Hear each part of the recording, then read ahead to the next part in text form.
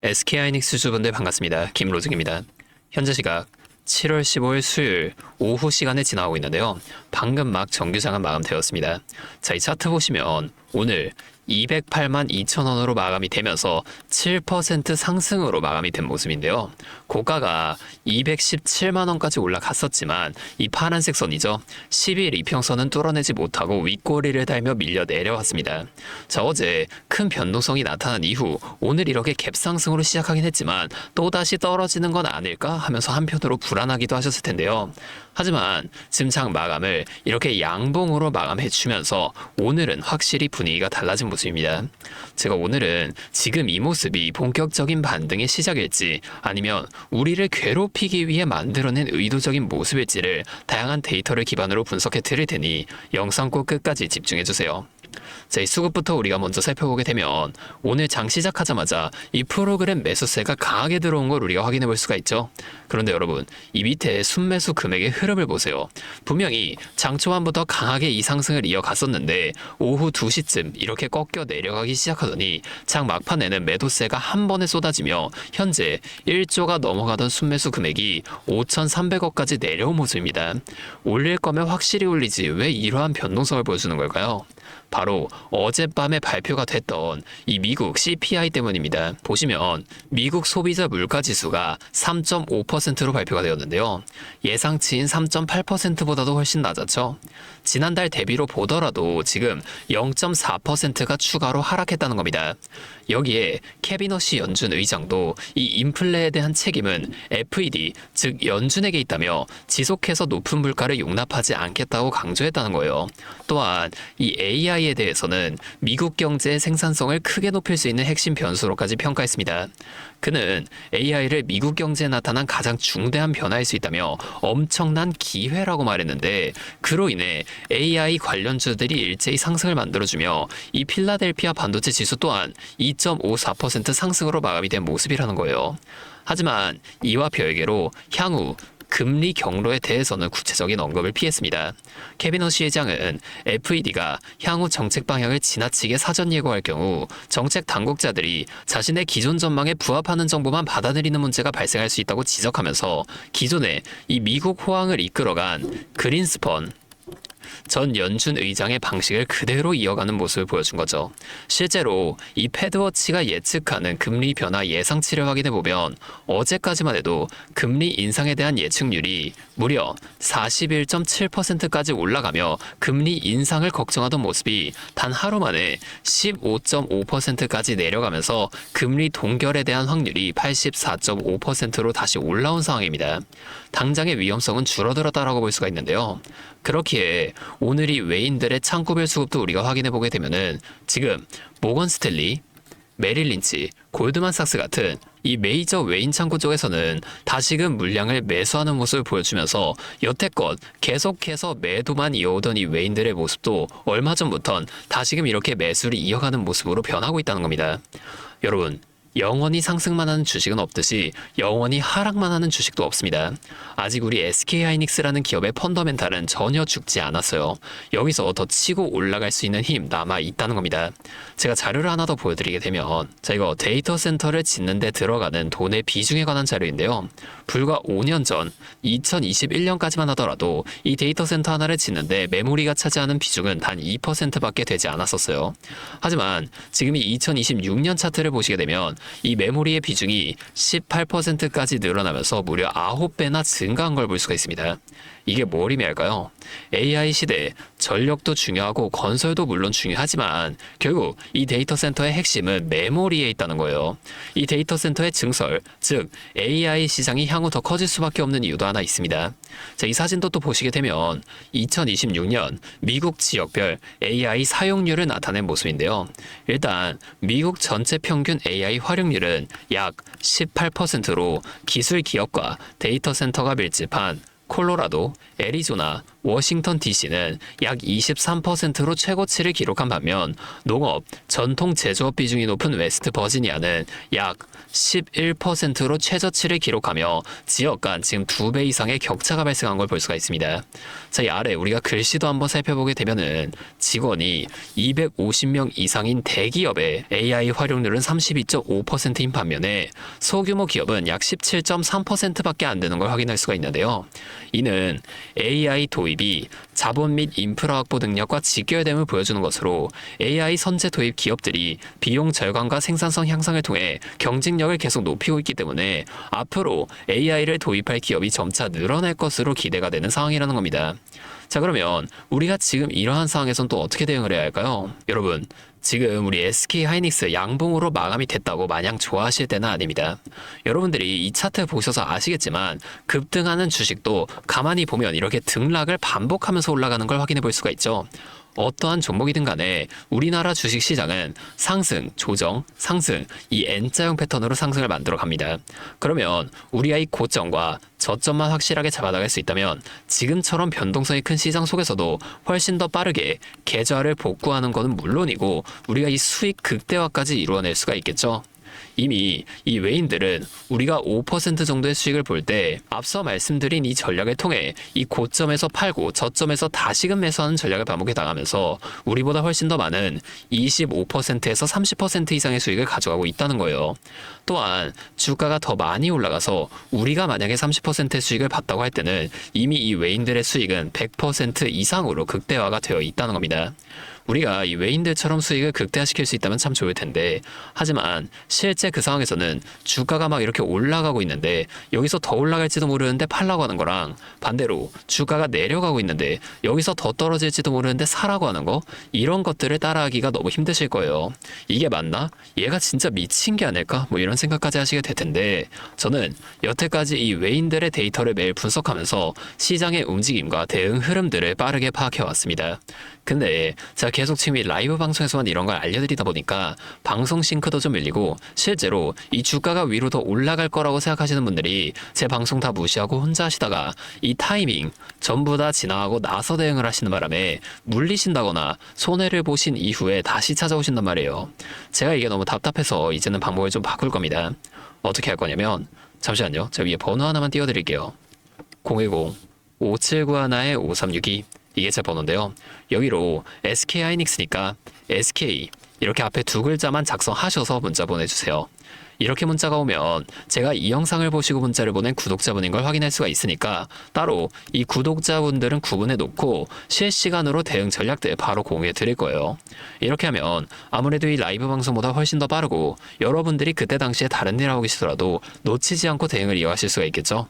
이제는 또 제 방송 다 놓치시고 뒤늦게 찾아오시는 일이 없었으면 좋겠습니다. 자, 제가 이렇게 여러분들 알려드리는 만큼 여러분이 딱 하나만 해주실 게 있는데요. 뭐 돈 들어가는 건 아니고요. 그냥 구독과 좋아요 그리고 댓글로 하이닉스 화이팅, 하이닉스 힘내라 이 정도만 한 번씩 적어주세요. 그러면 제 이 댓글 내용들도 한 번씩 다 확인한 후에 앞으로도 더 많은 주주분들이 이렇게 계속 도와드리면서 힘내서 이런 영상들도 더 많이 만들 수 있으니까 이 댓글 꼭 한 번씩만 부탁드리겠습니다. 자, 또 근데 이러면 오늘 제 방송 처음 보시는 분들 중에서 너가 그렇게 잘하면 혼자 하지 왜 굳이 이렇게 다른 사람들 알려주려고 하는 거냐 이런 말씀하시는 분들이 계세요. 맞죠? 저 혼자 해도 되긴 합니다. 그런데 우리 기존 구독자분들은 이미 알고 계시겠지만 저도 예전에 이 코로나가 막 시작했을 때 있죠. 이때 주식하셨던 분들은 기억하실 텐데 초반에 주가가 정말 크게 하락하면서 저도 이때 당시 큰 돈을 잃어본 경험이 있습니다. 그때는 뭐 이런 유튜브 채널 없었고요. 저 혼자서 책을 보면서 투자를 이어갔었어요. 그래서 계좌 회복하는 과정이 정말 힘들었습니다. 자, 우리 코로나 때 이때는 어떤 주식들이 먼저 올라갔었나요? 처음에는 백신, 치료제 이런 걸 빨리 개발해야 한다고 바이오주 있죠. 여기에 수많은 사람들의 자산이 몰리면서 바이오주에서 먼저 급등이 만들어졌었는데요. 그런데 오히려 저는 이때 남들이 좀 관심을 안 가지던 제지나 택배 이런 곳에 훨씬 더 많이 투자했었다는 겁니다. 왜냐면 코로나가 터지니까 사람들이 집에만 머물게 되잖아요. 자연스럽게 배달과 택배가 늘어날 수밖에 없는 상황이니까 이 택배는 뭐 당연히 올라가 주는 거고, 택배를 포장하는 제지회사도 택배사를 따라서 함께 급등을 만들어 줬었다는 겁니다. 제가 이때 당시엔 이것들로 계좌를 좀 빠르게 해보게 됐었는데요. 근데 왜 아까 전에 좀 힘들었다고 말씀을 드린 거냐면, 이 종목들을 찾는 과정이 정말 어려웠다는 겁니다. 택배, 제지가 오른다는 걸 알아도 이게 종목들마다 전부 다 등락폭이 다를 수밖에 없잖아요. 제가 그래서 꼭 이 기업에 대한 분석과 기업의 가치를 판단하고 진입하셔야만 한다, 항상 여러분들에게 말씀을 좀 드리는 거예요. 제가 그때 경험을 바탕으로 지금도 혼자서 힘들게 주식하시는 분들 계시는 걸 다 아니까 이 라이브 영상으로나마 여러분들 도와드리려고 하는 겁니다. 여러분, 혼자 하지 마세요. 우리가 주식을 할 때 듣고 보면서 배울 선생님, 자, 이것도 물론 중요하지만 이것과 동시에 파트너 있죠? 함께 수익을 벌고 기뻐할 수 있는 이 파트너도 정말 중요합니다. 혼자 하면 굉장히 외로워요. 심지어 여러분의 이 잘못된 판단을 정죄해줄 사람이 없기 때문에 여러분이 손해를 볼 확률, 이것도 굉장히 높아진단 말이에요. 그래서 제가 이 채널 통해서라도 여러분들께 이 선생님도 되어드리고 파트너 또한 되어드리도록 하겠습니다. 실시간으로 이러한 도움들을 다 드릴 테니까 우리 한번 함께 해보자고요. 다시 한번 말씀드릴게요. 상단에 있는 제 번호 010-5791-5362, 저기로 SK 두 글자만 적어서 문자 보내주시면 제가 지금 실시간으로 분석하고 있는 대응 전략들을 빠르게 다 공유해드리면서 당장에 내일 오전장에서부터 나타날 수 있는 추가적인 주가 흔들림 속에서라도 여러분들이 최대한 실속 있는 결과를 내실 수 있도록 제가 꼭 힘이 되어드리겠습니다. 그리고 제가 우리 구독자분들 위해서도 특별한 선물 하나 더 준비하는데요. 바로 현재 가장 큰 이슈인 이 AI 데이터 센터와 깊게 연관되어 있는 냉각 섹터에 관한 자료입니다. 자, 지금 이 중동 전쟁이라는 리스크 속에서도 AI 데이터 센터는 계속 늘어나면서 전력 효율은 생존의 문제가 되었는데요. 이 AI 데이터 센터에 열을 식히지 못한다면 막대한 전기세 폭탄에 맞게 된다는 겁니다. 결론적으로 AI 시대의 진짜 승자는 에너지를 덜 쓰게 만드는 이런 냉각 기술을 가진 기업들이 될 수밖에 없는데요. 제가 오늘은 또 이 수많은 기업들 중에서도 최근 실적과 기술력이 뒷받침되고 있는 핵심 기업들을 분석한 자료 정리해 왔으니까 당장에 조금 시대가 적다고 하시더라도 이 내용만큼은 꼭 미리 알아두셔서 앞으로 다가올 AI 시대를 공부하고 준비해 놓으시면 좋을 것 같습니다. 여러분, 액침 냉각이라고 들어보셨나요?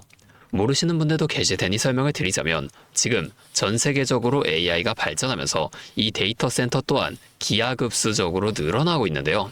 자, 이제는 이 AI 반도체들이 뿜어내는 엄청난 열을 기존처럼 공기순환으로 냉각하는 공랭식으로는 도저히 열을 식힐 수가 없는 단계까지 도달했습니다. 자, 그렇게 데이터 센터 냉각을 위해 바다에도 빠뜨려보고 심지어 평균 온도가 영하 270도까지 내려가는 우주에까지 데이터 센터를 쏘아 올려 냉각하자는 충격적인 소식도 나왔었죠. 하지만 이걸 쏘아 올리는 천문학적인 비용은 둘째치고 우주에 있는 데이터 센터에 문제가 생기면 이걸 유지보수하는 것도 사실상 불가능하며 방사선이나 우주 쓰레기 위험 등 당장에 해결해야 할 과제가 너무나도 많습니다. 현실적으로 최소한 10년에서 20년 뒤에나 가능할 공상과학 같은 이야기라는 거예요. 그래서 지금 당장에 계속해서 늘어나는 데이터 센터에 열을 식혀줄 핵심 기술이 바로 이 액침 냉각이라는 겁니다. 이 액침 냉각은 열 전달 효율이 공기보다 수천 배 높은 특수 액체에 서버를 통째로 담가버리는 기술인데요. 당연히 이 특수 액체를 개발하는 기업이 큰 수혜를 가져갈 수밖에 없는데, 자, 기존에는 이 특수 냉각유 시장을 전 세계적으로 3M이 독점하고 있었습니다. 하지만 2025년 12월 전 세계적으로 환경, 인체 유해 등 영원히 존재하는 화학물질로 논란이 된 PFAS 관련 사업에서 완전히 발을 빼기로 하면서 데이터 센터 냉각의 핵심 소재인 노백 또한 함께 단종되어 버렸는데요. 수십조 원짜리 거대한 시장이 하루아침에 텅 비어버린 겁니다. 그렇게 현재 노백 단종으로 전 세계 냉각 업계에서도 차세대 절연 냉매 확보를 최우선 과제로 삼으며 발빠르게 움직이고 있는데요. 자, 그런데 이 대체 냉각유가 개발된다고 해서 서버를 이 용액에 담가 놓기만 한다면 알아서 열이 식을까요? 아닙니다. 자, 이 서버의 열을 흡수한 뜨거운 액체를 밖으로 빼내서 열을 식히고 다시 차가운 액체를 서버에다가 고압으로 쏴주는 이 펌프 시스템이 반드시 필요한데 이걸 전문 용어로 CDU라고 부릅니다. 자, 데이터 센터에 액침 냉각 수조가 하나 들어갈 때마다 이 CDU도 무조건 세트로 들어가 줘야만 한다는 거예요. 자, 이 시장이 얼마나 돈이 되면 현재 우리나라의 LG전자 같은 이 대기업까지 이 CDU 펌프 시장에 뛰어들며 판을 키우고 있죠. 자, 그러면 우리가 지금 이 LG전자를 사면 되는 걸까요? 아닙니다. 자, LG전자 좋죠. 장기적으로 봤을 땐 엄청난 성장 가능성이 있는 좋은 기업입니다. 하지만 LG전자는 가정과 전장 사업도 같이 하고 있기 때문에 주가가 너무나도 무거운데요. 자, 이 데이터 센터로 인한 냉각 호재 하나가 터진다고 주가가 2배에서 3배 막 이렇게 올라가지 않는다는 겁니다. 우리가 20%에서 30% 정도의 수익만 먹자고 이 주식하고 있는 거 아니잖아요.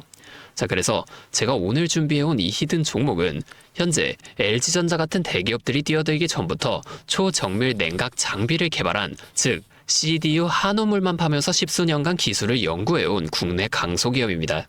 제 기업은 매출의 대부분이 이 냉각 장비에서 나오기 때문에 지금 글로벌 빅테크들과 진행 중인 수주가 결실이 맺어지는 순간 회사의 체급 자체가 아예 바뀌어버릴 수밖에 없다는 거예요. 자, 이 액침 냉각 테마가 뉴스에 도배되고 모든 사람들이 이 기업을 알게 되면 그때는 이미 늦습니다. 지금 눈치 빠른 외인 세력들은 이미 이 종목을 바닥에서 주워 담고 있는데요.